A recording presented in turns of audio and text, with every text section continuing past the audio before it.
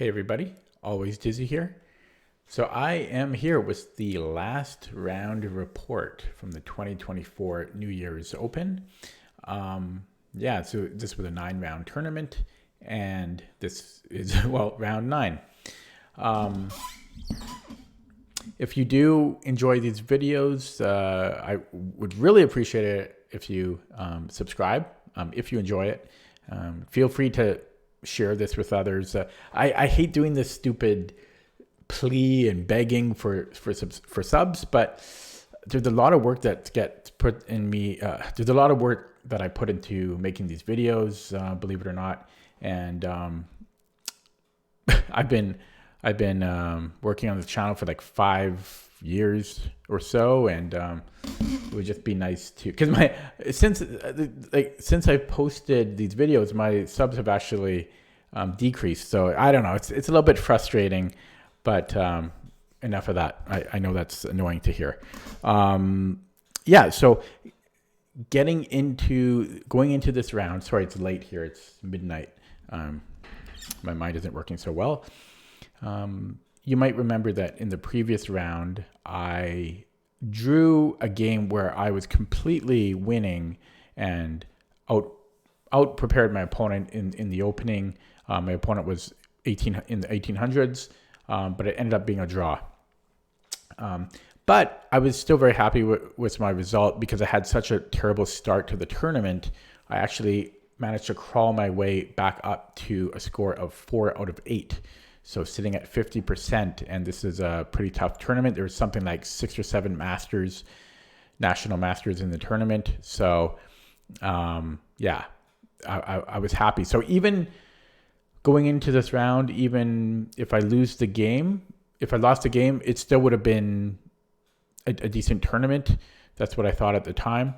If I drew the game, it would have been, I would be at 50%. And if I had won the game, it would be beyond expectations. So, okay. Had to give that little starter. Now, I didn't have any time to look up my opponent or anything for this round because I had to very quickly pack up out of my Airbnb, make sure everything was clean and make sure I didn't forget anything. So I had to, leave my Airbnb, bring my luggage over to the playing hall and everything. And so when I got to the tournament site, I ran into a player that I know. I played him once. I actually have a game report against him. I lost against him from about a couple years ago, maybe even 3 years ago. No, probably 2 years ago now. Anyways, he asked me who I was playing. I told him Caden, and he I don't like his response. His response was something along the lines of, I think his exact words were, he may be higher rated than you online. And the way he said it suggested that he knows he's higher rated than me online. So that wasn't a cool feeling because, he's rated 300 points below me, national rating. And so, another underrated player, which almost everyone is underrated, significantly so. And when he said he's higher rated than me and was pretty confident about it, that means he could be 2,300, 2,400 online. So that didn't fill me with a lot of, I can't think of the word, but it didn't fill me with a lot of faith in that I would have a good game. Okay, so I think that's all I need to say before we jump in.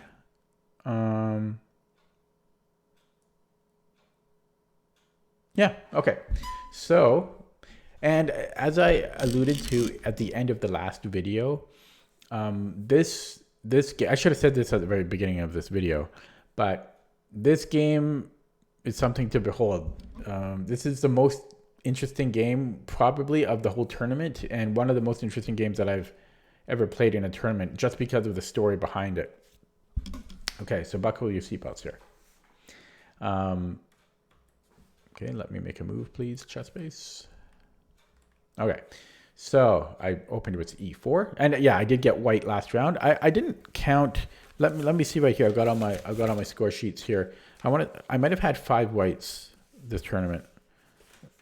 1, 2, 3, 4. I think I did 5. Yeah, I had 5 whites, so I was lucky. C6. Another Caro-Kann. So my round 1 game against the, I call him a master. Technically, he's not a master, but against the 2200 was a Caro-Kann. And I love playing against a Caro-Kann. It's, I always feel very comfortable against it. So I was happy to see this. I played d4. My opponent played d5. And I played knight c3. That's what I like to play, the classical Caro-Kann, which I think these days the popular thing is e5, the advanced variation. But I think this is second main these days. It's the old classical line. My opponent took on e4. Knight takes e4. And here there's basically just 3 moves that black plays here. There's the classical line of bishop f5, which leads to pretty dry positions. Black is very solid and pretty damn close to equal in those lines. There's knight f6, which is the Tartakower variation, which can lead to the Bronstein-Larsen or the main lines. That is a bit less dry and a little bit,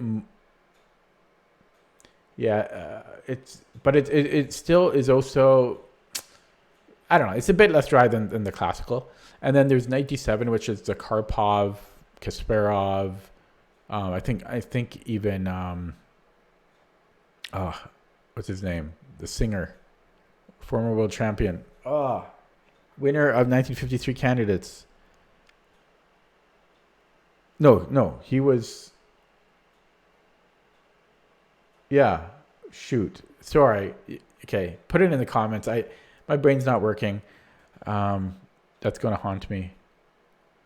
Man, I'm really bad with names these days as I get older. Anyways, knight d7 is another way to play. So I was curious what my opponent would play here.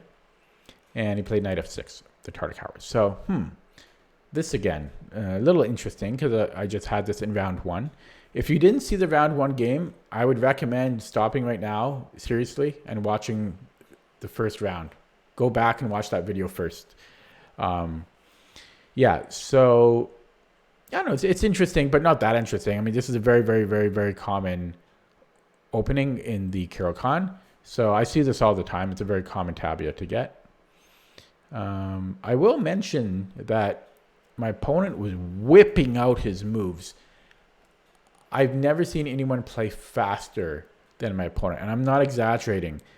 And the way he timed it was annoyingly good for him, because I made a move, and then he would immediately make his move and hit his clock. And so then I would write down both moves and then make my move and repeat. And because of this pattern, my opponent was actually gaining time on the clock, even though it's only a 10-second increment, because I had to write down the moves, but just the way that the pattern worked, I'm not sure if I could have changed it. I guess I could have changed it maybe if I had made a move. No, wait, how would that even work? I guess if I wanted to combat that, I would have to make my response immediately after his, but I couldn't do that in the way that it started because I had to write down 2 moves, and I think you're not allowed to make a move without having written down the full previous move. Anyways, but just to writing it on the score sheet. So at this point, it's not you don't notice anything because it's only 4 moves in, but I'll get back to that. So I took on f6, and I actually thought I think, I don't know. I had a little sense that my opponent might play G takes F6. I don't know. I had a little feeling that he might do that, which is an opening. It's an opening. It's not very common though, but yeah, he played E takes F6. I played C3. So this is the same as round 1 so far, but then again, this is super common opening, so there's nothing. It's only move 5. Then my opponent played bishop D6, and he's still instantly whipping out the moves. And I'm not instantly replying. I take a few moments just to make sure I'm not missing anything, and I write things down. I calmly make my moves. It's so I'm not sure. I didn't know if my opponent was trying to intimidate me. I think that's what it was, though. That's normally how I view it when my opponents move instantly. And then, by the way, Caden might be watching this video because I told him after the game that he knows about my YouTube channel and everything apparently, and I told him it'll be up and I'll share my thoughts. So, Caden, if you're here, yeah, hopefully I don't say anything bad. I don't think I said anything bad yet, or I shouldn't even say yet because I don't plan to. But yes, because oftentimes my opponents come in and watch my videos, so yeah, I have to be careful what I say. But yeah, he was just playing so quick, and so move 6 now. So now he's already at 51 minutes, and I'm at 49 minutes. Even though I know what I want to play, he's playing so quick. I don't have a chance to play any quicker myself. I played bishop D3. He castles. I played queen C2, and he plays rook E8 check.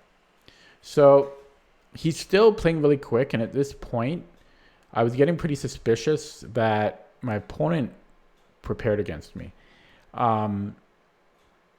Just because of how fast he was playing, like he wasn't even considering, like even if he knew this theory inside and out, to play instantly and not even just ponder and just verify your moves, even just for a couple seconds was a little weird.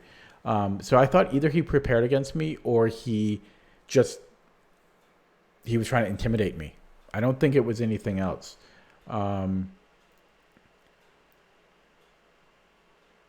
Yeah, okay. So I played knight E2, and he played H5. This is move for move, the exact same game that I had in game 1. So, yeah, I was really wondering. But this is still theory too. So I wasn't 100% sure that he was prepared against me. But don't forget, in round 1, let me take a sip of water here. In round 1, I was actually on board number 4, which was using the nice DGT boards, and it was actually relayed to Lichess and to a website, and that game was recorded, so anyone could see the full game after it was done. So I kind of wondered if he reviewed that and prepared, but again, I also didn't want to think about that too much. I didn't want to get paranoid because again, this is still pretty basic theory on move 9. I castled. He played H4 instantly. I played H3, and he played knight D7 instantly. An update on the clock. He had 51 minutes. I'm down to 48. So no change, I don't think yet. But he's up. He's got 3 minutes more than I do, even though I know this opening very well. But just how fast he was moving, he's already got a 3-minute advantage. I played bishop D2, knight F8 instantly. And when I say instantly, I'm not exaggerating. I literally make my move, and within 1 second, he would make his move instantly. And he didn't slam the pieces. Like, he was polite about it, but he instantly moved and hit his clock. Like, it was annoying. Like, it was annoying just because it was annoying in the sense that, like, I didn't take it personally, but it was annoying just how he was not using any time at all. And every second in the game was basically ticking down from my side just because of how quickly he was moving. I played rook a e1, and he played bishop e6. So at the time, I wasn't aware of this. I think I was a little bit startled by how quickly he was playing, that I actually thought this was still following the first game. But this is actually a deviation from game one, where my opponent there, Leo Chu, played bishop c7. But I had forgot that, and I thought he was still just following that same game. So I still thought that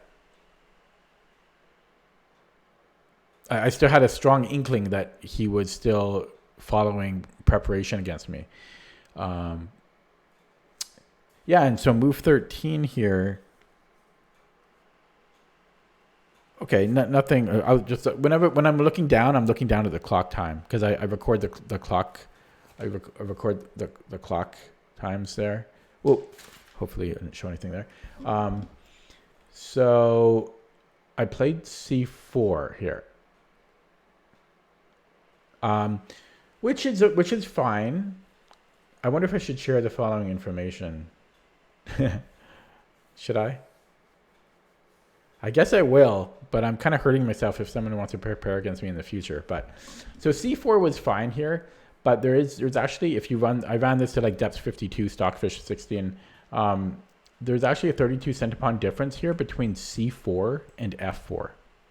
It's not a huge difference. So c4 is okay, but the difference of playing f4 first instead of c4 is that with c4, black can play queen d7, and then if I play f4 here, black can play f5, preventing me from playing f5, which I would love to do to shut out his bishop.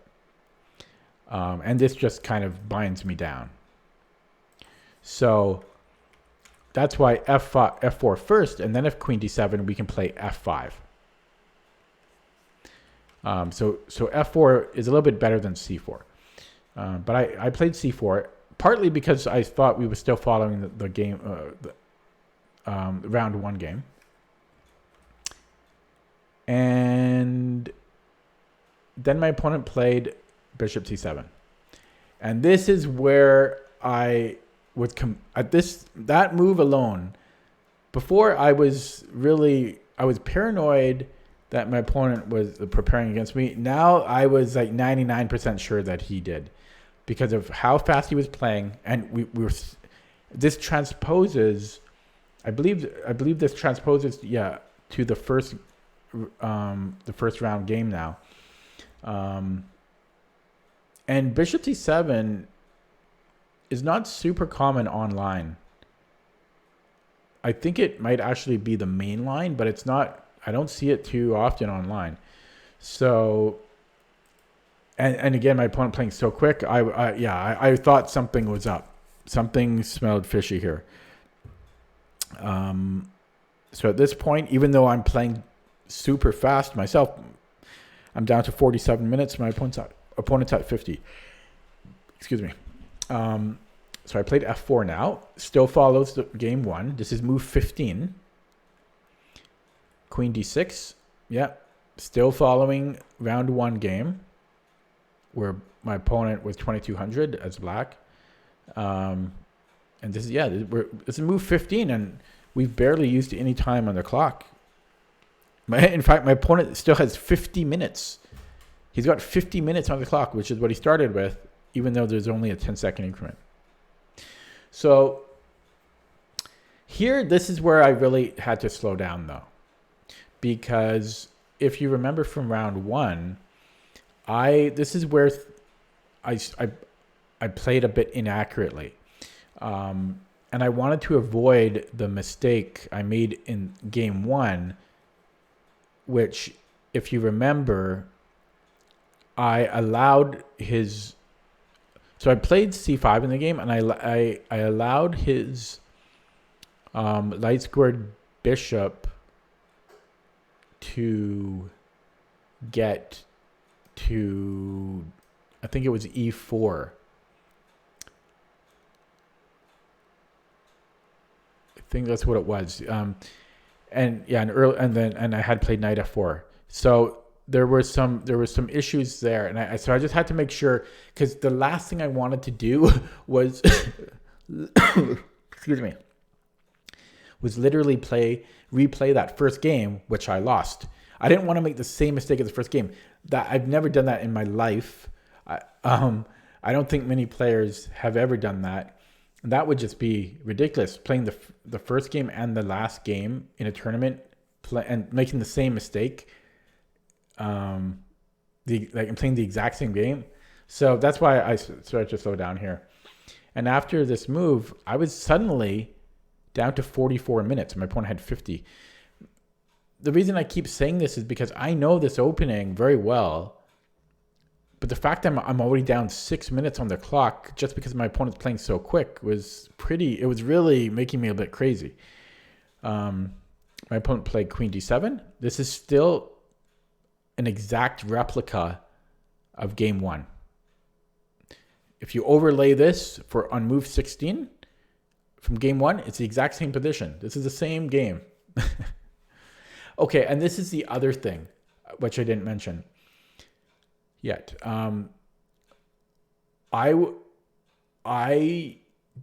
Because at a tournament, especially this tournament, was me being kind of sick, like a sore throat, and all my free time was spent on working. Like I brought my laptop with me, and I was working in between rounds, and in the morning and at night I was working from my laptop.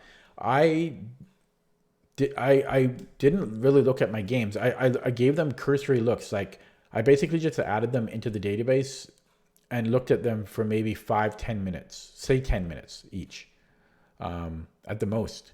So this game, I did not do any type of real analysis. I only very quickly looked at a couple key moves where, because I ran the lead chess analysis on it and I saw where the dips were. I just very quickly looked at that, like what the issue was. And so I was kicking myself that I didn't analyze this deeper, because I would know exactly what to do here. But it wasn't really a choice I had. I had to work. I had to pay for the tournament. It's not cheap. So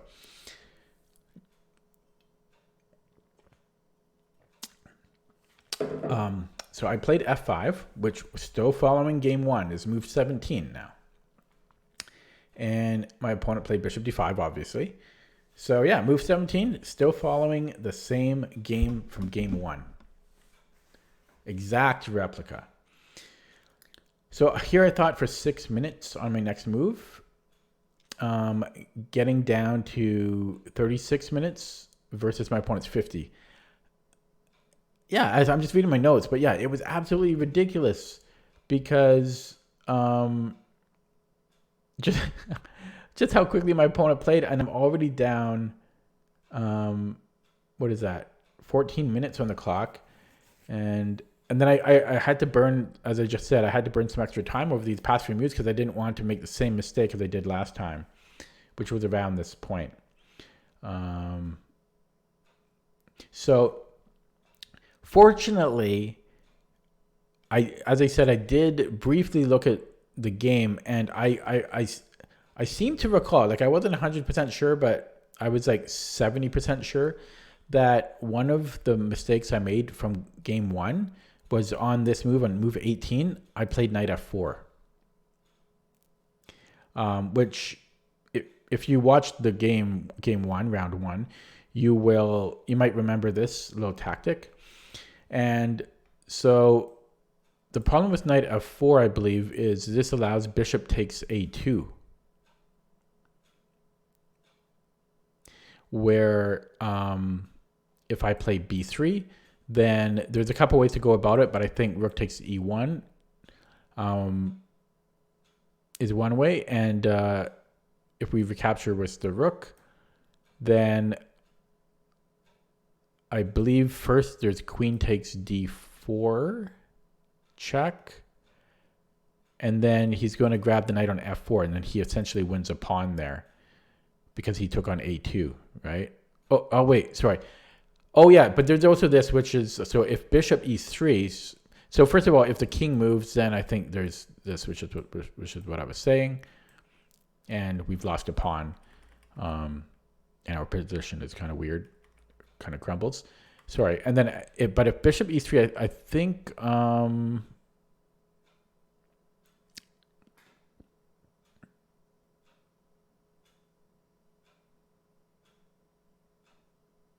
it's queen b4 when black is attacking the knight. Let me turn on the engine.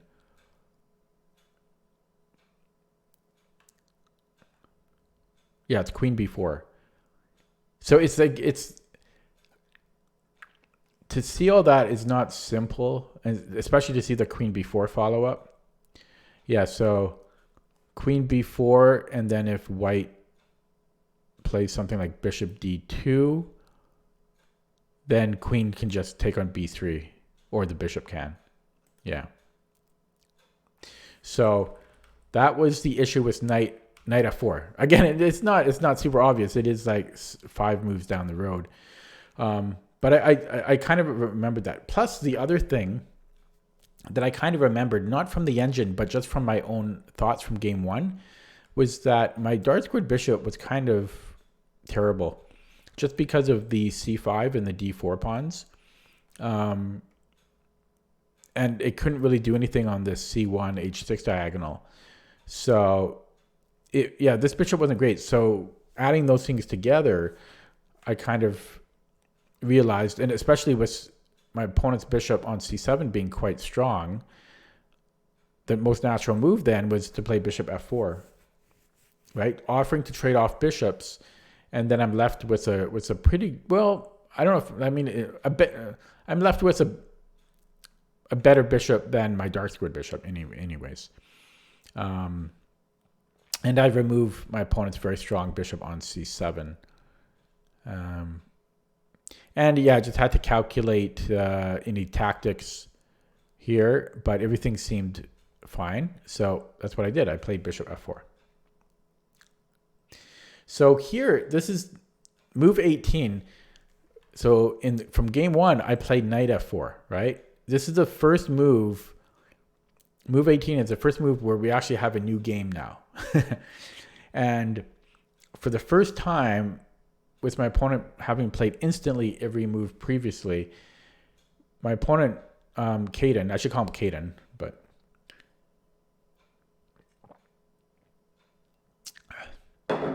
sorry, talking nonstop really strains my voice. Yeah, for the first time in the game, my opponent paused for a bit. He actually thought, recognizing that, hey, something's different here. Something's different. And just reading my notes. Yeah. So how long did he think?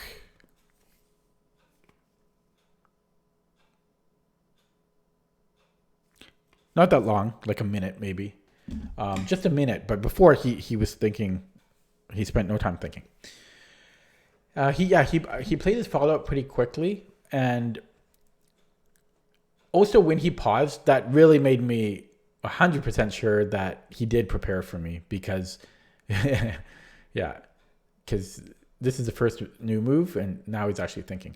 But yeah, so he played rook a d8, and this again made me really think that he had prepared for me, because my first round against the 2200, he played rook a d8 around this point too, putting additional pressure on d4, and just bringing in another piece into the game.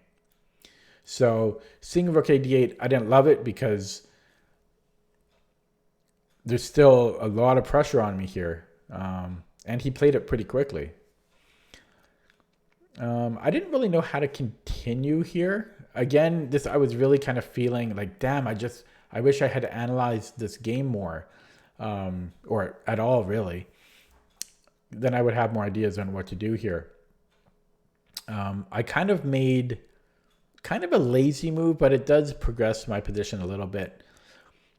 I kind of realized that black doesn't actually have any immediate threats, or, like there's no hurry for me to do anything major, so I did have time to slow down here a little bit. But more honestly, it was more due to just me not knowing how to continue, because like I could trade bishops, but how does that benefit me? Yeah, so anyways, long story short, I played b4. So just advancing my pawn, getting a little bit of space on the queen side, and immediately and directly defending the a2 pawn. Excuse me. My opponent played a6, and I played a4. So again, just grabbing a bit more space. Seems like long term, I might be able to play maybe b5, get something going over there. Just getting more space and getting this pawn off of the eyes of black's bishop on d5. My opponent played rook e7, which I didn't mind. Like, it's obvious what he's planning to do, double up on the e file. But if he doubled up on the e file, he is vacating the d file, which is annoying. So he's leaving one file for another. So he has to give something up if he wants to go to the e file. And then I took on c7. Stockfish 16 preferred rook d1, but I didn't look into it. I just it preferred playing on d1. Yeah. My opponent recaptured, and I played b5. So just continuing to push on the queen side. Stockfish 16 called this an inaccuracy, or lead chess did anyways. But I was down to 25 minutes at this point. So at this point, I was down to 25 minutes versus my opponent's 48. There's only 10-second increment here, and that is used to write down the moves, essentially. So I didn't want to sink too much time into my moves here because my opponent's got twice as much time as I do. I'm down to 25 minutes. So I didn't want to overthink things here, which I tend to do too often. Yeah, so I played b5. It's not a bad move. It's a slight inaccuracy. My opponent recaptured. A takes b5. I did the same. He played rook a8. And I played rook a1. Apparently a little bit better was securing the b6 square immediately with b6.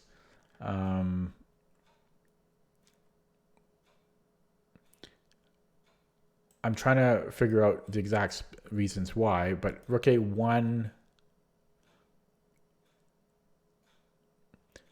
I'm wondering if even if b6 from black could be a move, or maybe trading rooks and then then queen a5, or possibly taking on b5. Let me turn on the engine. I'm kind of curious what the best response here would be for black. Yeah, it's actually specifically because of rook takes a1 and then taking on b5. My computer's kind of lagging here. Or queen d8. But that's supposed to be equal for black there. Well, equal for both sides. So a little bit better was b6 first. Sorry. Yeah, so I played rook a1, and then my opponent played rook e8. Because he doesn't want to take on a1, because then I own the a file. So he played rook e8. Then I played b6. It does close down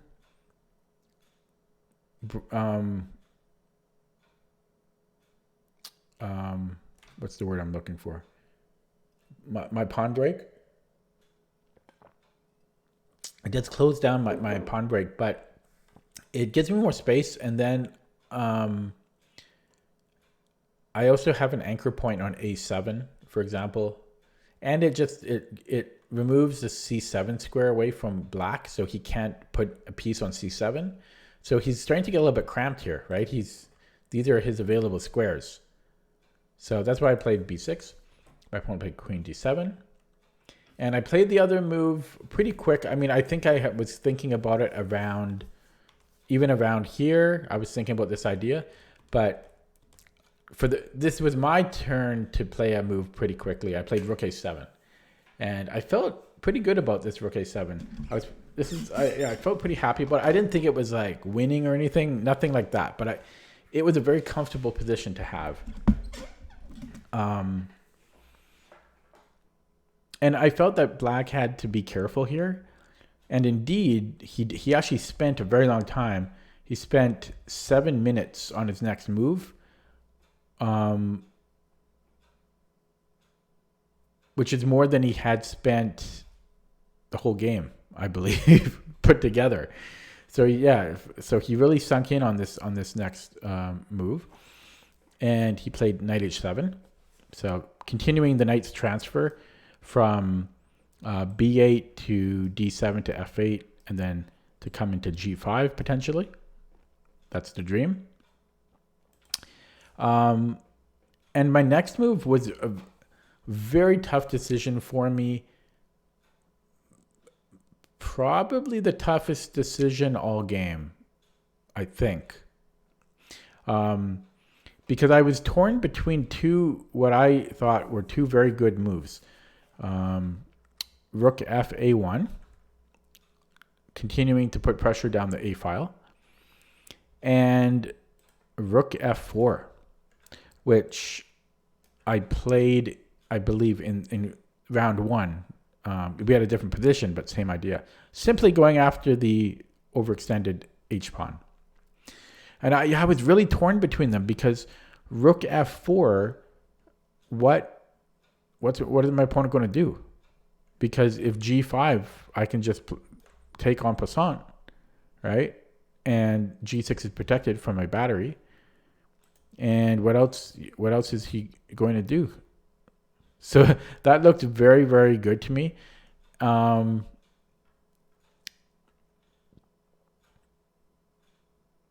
I was very close to playing it.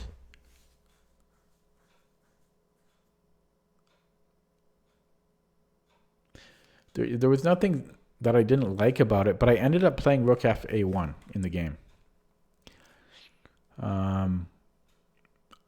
Yeah, I thought that both moves were equally good and close to winning. But Stockfish 16 actually says that black is fine in both lines. It's funny because I thought I was crushing it here, or just below crushing. Like I thought this was very good for white. Because I actually can't do anything apparently on the A file, which makes sense when I look at it now. But I don't know, for some reason I thought this was completely winning. Because I think if he had brought his queen back, I can play like bishop a6, for example. Start to bring in the knight. I don't know. I felt very good about that. I also thought maybe I create like an Alekhine's gun on the A file, right? So I really like that. But apparently, objectively, there's nothing great there for white. And if rook f4, I don't actually have any lines in my notes here, but let's see if I can remember. Yeah, I didn't put any lines, but rook f4. Well, let me turn on the engine.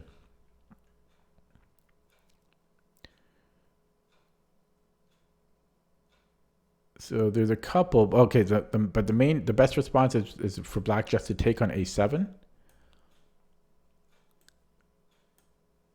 Oh yeah, so I guess we just lose that pawn. So we trade pawns here. So it's just pretty well. It's giving white a slight edge here, but nothing more than that. Oh, and that might have been part of the reason actually that I ended up playing rook f(a)(1). Yeah, because I kind of remember now rook f4 and takes. Yeah, it's starting to come back to me. I think I thought about this and I thought it's really good to have my rook here, and then I've got like knight f4, maybe g4 and so forth, and then like bring in the queen, but I wasn't quite sure, and so I thought it would be a little bit safer to just play on the A file. Okay, whoops, it jumped around here. Oh, sorry. Damn. I hit the wrong button. So after rook fa1, my opponent played rook b8.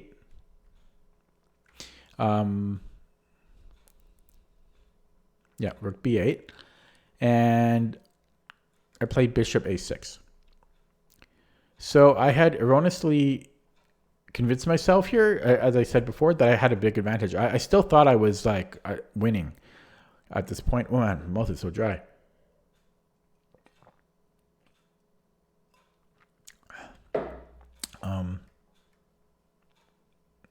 Yeah, but black doesn't have to do anything after bishop a6. I actually have no threats.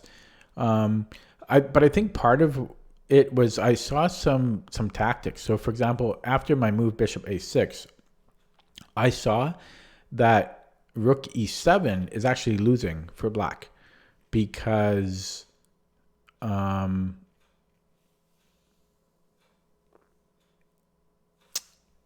forget if it was bishop b7 first.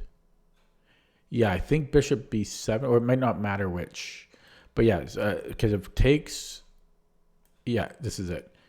And then after queen takes b7, rook a7. So I saw this, that we win the exchange there.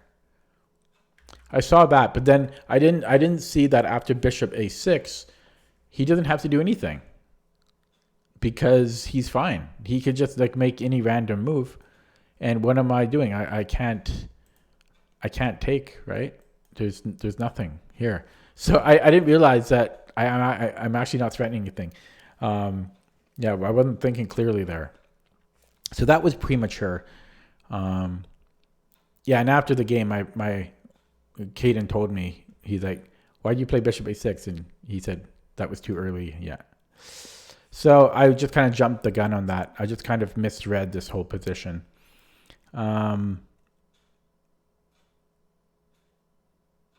Yeah, my opponent played after bishop a6, my opponent played bishop e4, which I thought was weird. The very first thing I thought was, well, I don't know. It surprised me because that was not on my radar at all. And then the more I looked at it, I'm like, oh, wait. That's actually kind of scary. Because, well, he's hitting f5 now. And so what can I do about this? Yeah, and that really just came out of left field. Thinking about it now, the funny thing is, isn't that what happened in round one? For different reasons, my opponent played bishop e4. That was the move that, well, the first move that caused me grief. So it actually happened again. Man. So, well, bishop a6 was a mistake. Nothing else to do here than play bishop d3. So I lose a tempo here, but, well, I have to defend f5. So I just brought the bishop back. And yeah, I at this point, I don't know. I think I thought maybe I was a hair better just because like the space I have mostly. And my rooks are they're in a kind of a nice attacking position. But I think the bishop a6, I realized that I kind of screwed up a little bit. So I thought I was a hair bit better, but that was it. My opponent took an f5. I took on e4. And he took on e4.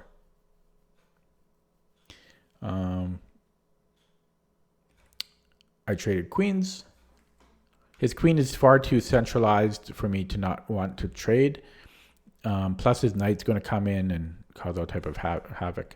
So I traded queens. And I played rook a8. Stockfish says d5 is stronger, but I'm not Stockfish. Played rook a8. He played rook e8. Rook e8. If he took on a8, that's too passive, and he's probably, well, I don't know if he'll lose the b7 pawn, but that's far too passive here if he allows this. Ooh, my computer's really lagging here.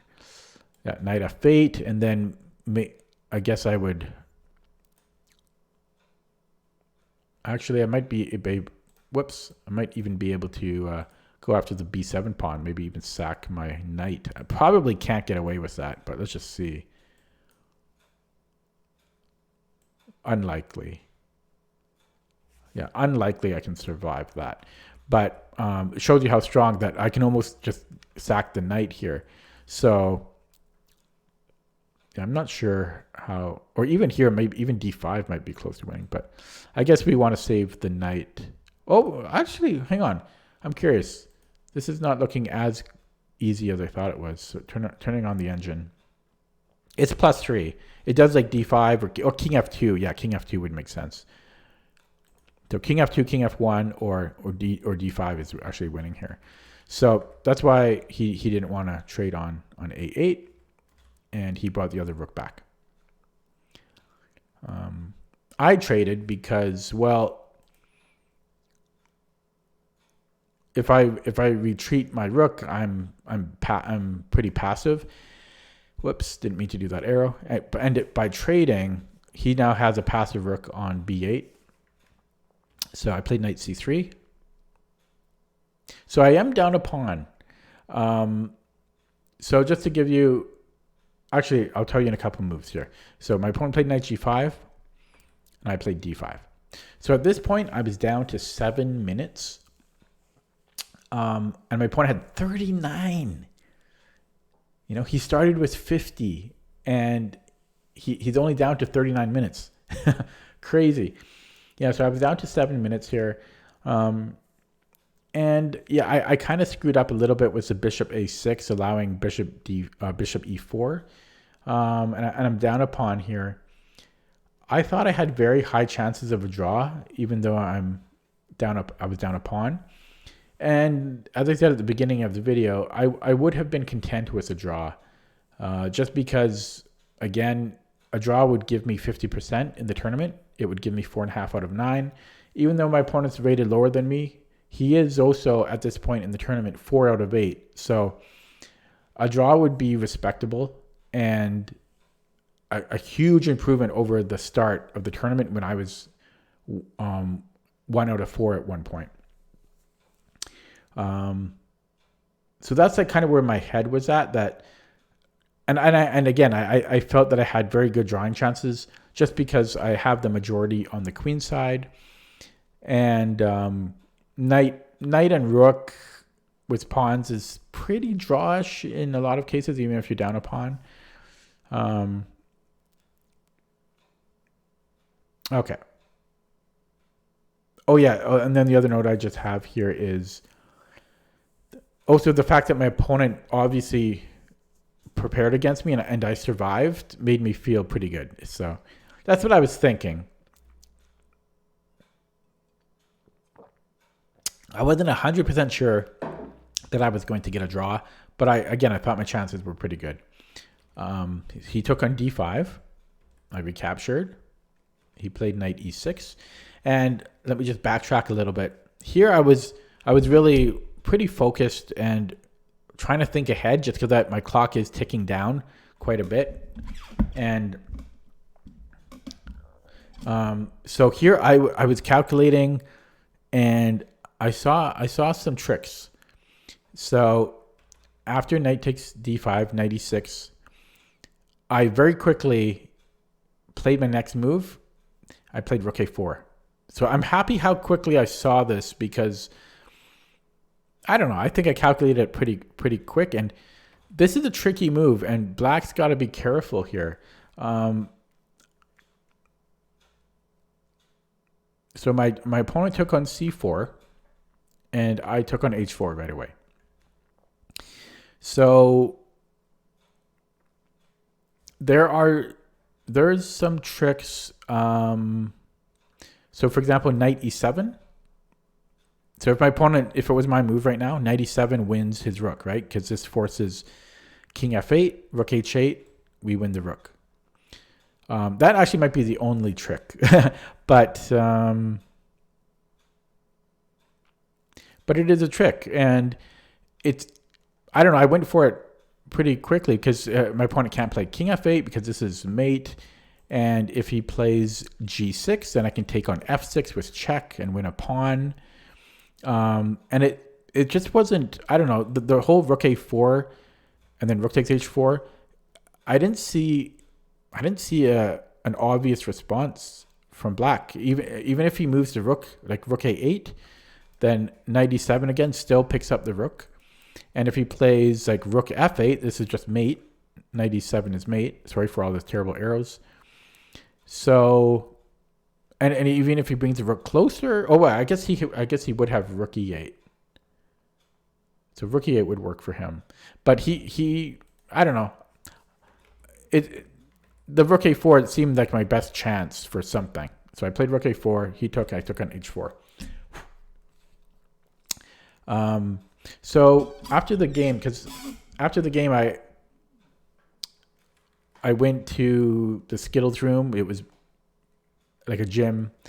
It was in the gym of the church, and I went over the whole game with my opponent. So we discussed things. And he told me that around this point, he was really scared of knight takes e7. Sorry, knight e7 check. But we looked at it, and he saw ghosts here because there was nothing to worry about. But he was going through some deep lines, he was telling me, and like knight e7, and then I don't know, like the rook attacks the knight and then comes in here or something. He was showing me all these lines, but nothing was actually, there was actually no issues there. So after rook takes h4, my opponent played pretty quickly, like within, I don't know, pretty quickly though. I would say within 20 seconds or so. And I was just starting to look at what he might play. I was looking at g6. I just kept looking. I thought he might have to give me the f6 pawn, because I didn't see other solutions for him. And then he played king f8. And that was weird. And so I played rook h8 checkmate.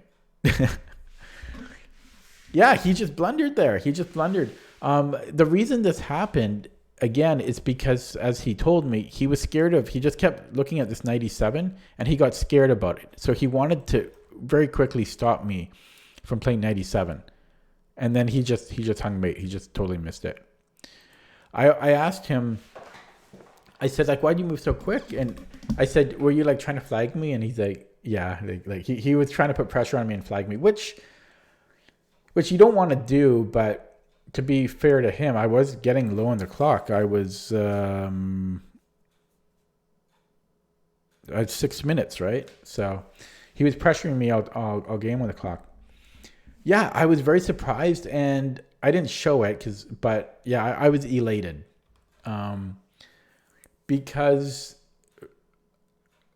it was obvious he prepared against me, and I overcome my first round loss against the 2200 in the same opening, which I improve upon on move 18.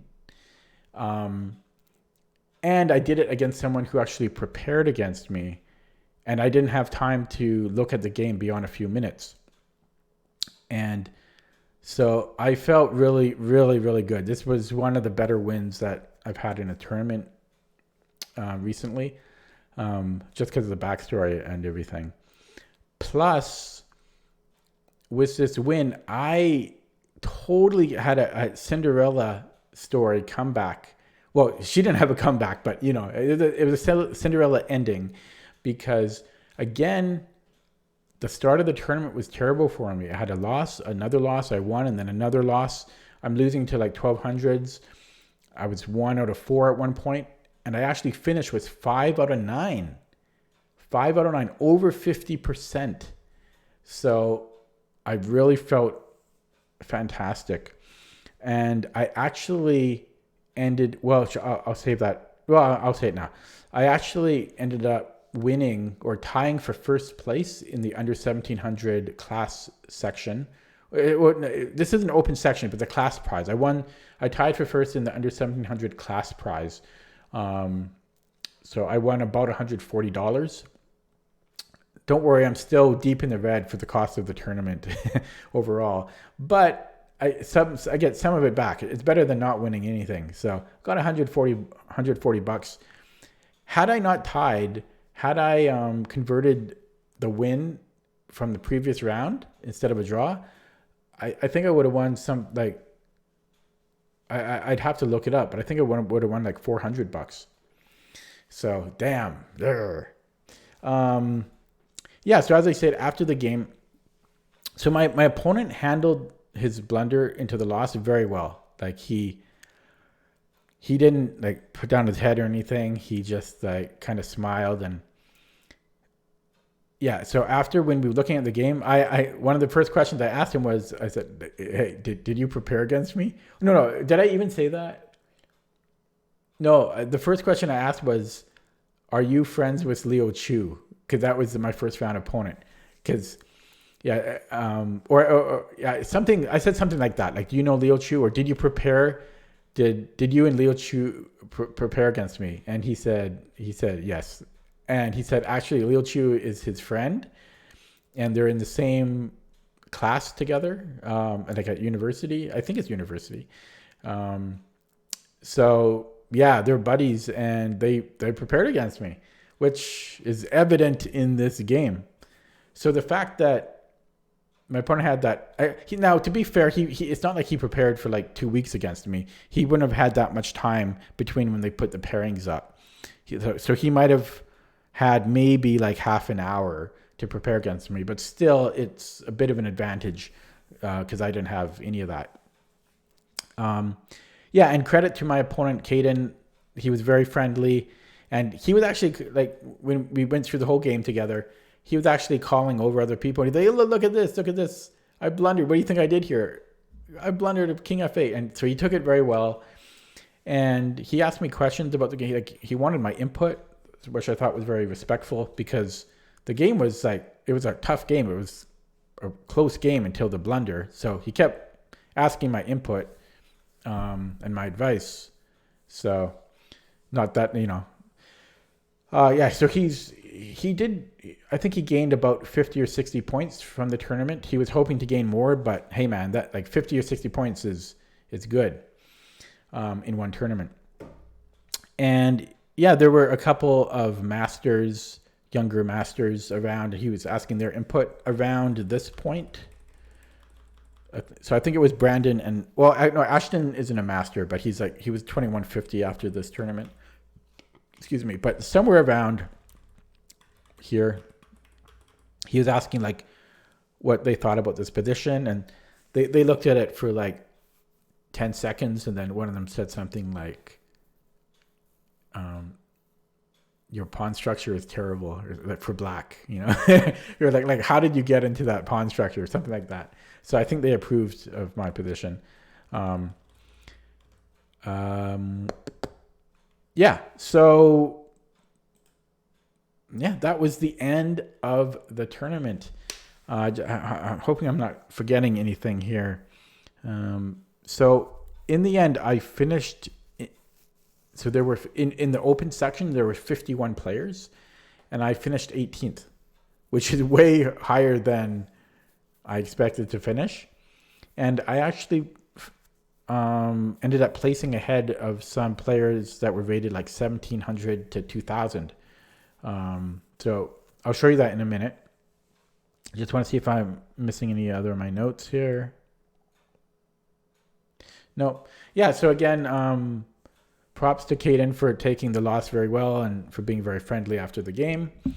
His rating will certainly shoot up quickly, especially if he's higher rated than me online. Then he's going to gain like another 300 points pretty quickly.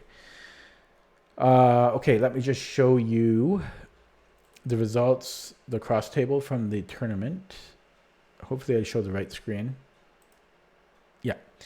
So, yeah, this is the open section. There was also an under 1,400 section. But I started 2/3 down. So there were 51 players. I started somewhere around here. That's kind of like where I was placed as a starting seed by rating. And yeah, I finished. Here it says 22. It was actually 18 because this was a tie. Because these all have 5 points. right? But I'm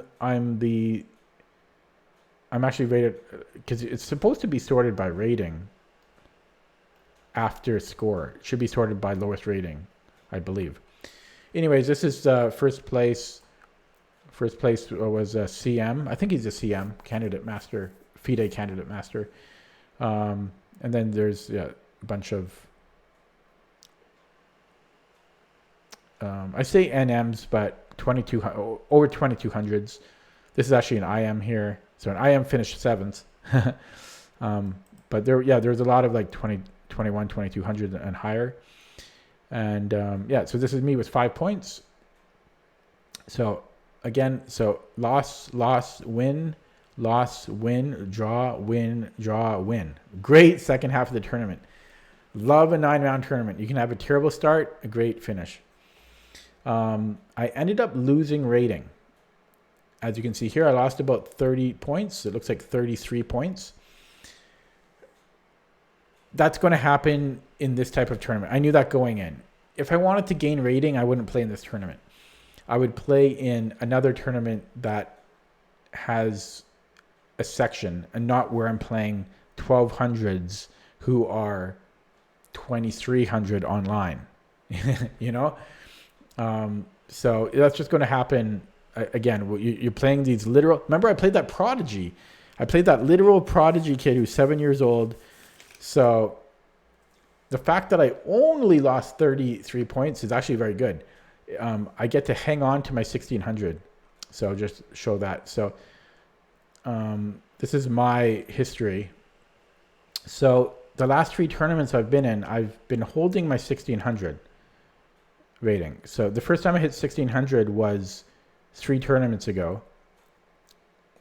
And then I've held it for 3 tournaments. So at my age, that's good, especially here where you're playing all these underrated super kids.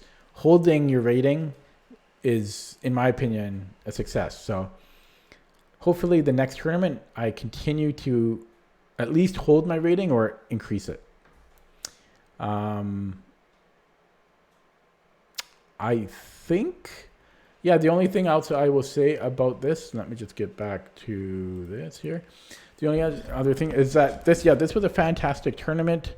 I would like to go again next year. I love having 9 rounds. It was well run. Organizer was very friendly. I'm not sure, and he asked me like what I would like about what he could do to make it better. I told him basically if you could make rounds 1 start a little bit later and the last round start a little bit sooner. That way, for people like me that have to travel and like catch the ferry or maybe the plane for someone else, it gives them more time to do that. Apart from that, I can't really think of anything. Maybe more sections. I would like that because I don't love playing against like super underrated 1200s. Okay, but there's more to this. I will have another video or 2 or 3 because after this tournament, there was actually a blitz tournament. There was, I think, a 6-round double Swiss tournament, blitz tournament, which I stuck around for because I had to wait for my last ferry. So I stayed for about close to half the tournament, and I didn't play in it, but I took a lot of footage. So I've got a lot of video footage, which I am going to throw onto YouTube after I edit them. So stay tuned for that, and I'll leave it there. So recap, I finished 5 out of 9, and I lost 33 points in rating. But funnily enough, I won money and tied for first in the under 1700 class for the under 1700 class prize. So overall, it was a decent tournament, even though I lost 33 points. Okay, that's it for today. Hopefully you enjoyed it. Thanks for watching. Take it easy. See you next time.